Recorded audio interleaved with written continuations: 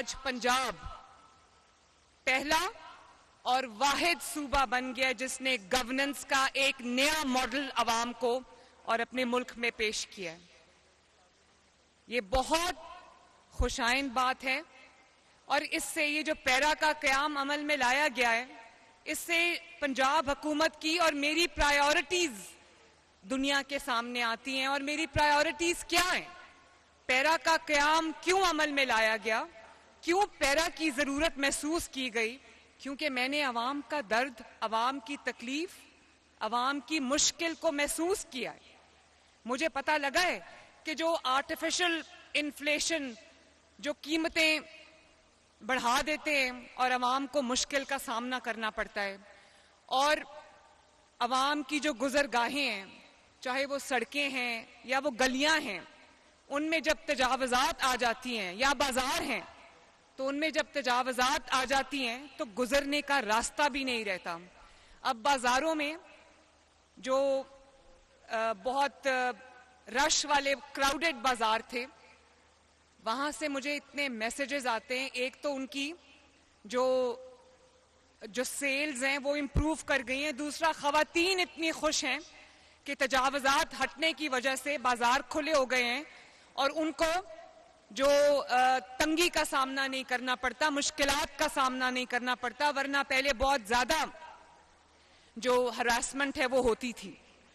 تو یہ ایک بہت میری نظر میں ایک ضروری اور انتہائی امپورٹنٹ قدم تھا جس کو حکومت کو اٹھانا تھا، اور جو آج پیرا کے جوانوں کی شکل میں میرے سامنے کھڑا ہے. ماشاءاللہ یہ گڈ گورننس کی اعلیٰ مثال ہے. اور پچھلے چند ماہ میں ڈی جی پیرا فروخ کی قیادت میں جس طرح پیرا نے کام کیا ہے، اس کی ایک چھوٹی سی مثال میں آپ کو دیتی ہوں.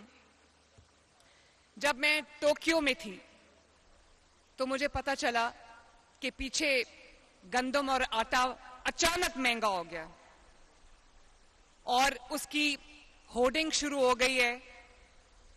3000 سے اس کی پرائس جو ہے وہ 4000 کراس کر گئی. میں نے آتے ساتھ میں نے پیرا کو کہا، فوڈ ڈپارٹمنٹ کو کہا، اور ود ان ڈیز اللہ کا شکر ہے کہ 4100 سے دوبارہ 3100 پہ قیمت آئی، اور اس میں پیرا کا اور پیرا کے آفیسرز کا بہت بڑا کردار ہے.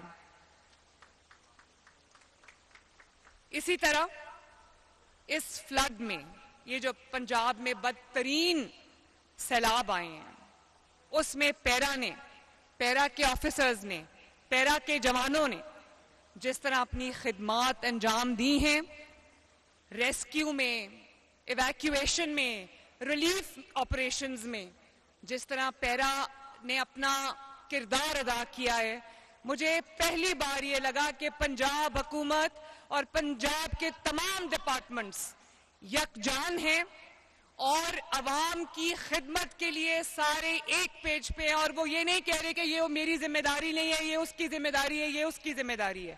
سب نے ایک حکومت بن کر عوام کی خدمت میں دن رات ایک کیے رکھا.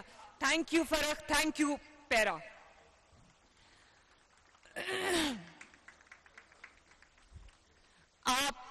میں اب جوانوں سے، آفیسر سے مخاطب ہوں، اور اس میں ماشاءاللہ بہت ینگ برائٹ خواتین بھی شامل ہیں جنہوں نے ابھی مجھ سے انعامات بھی لیے.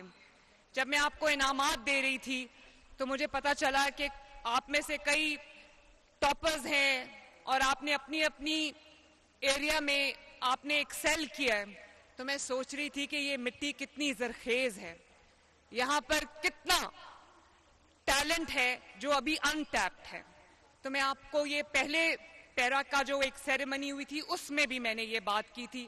میں آپ سب کو بھی یہ بات کہنا چاہتی ہوں کہ اس بات کو اپنے ایمان کا حصہ بنا لو کہ کبھی عوام کی خدمت میں کوئی کمی نہیں آنے دو گے.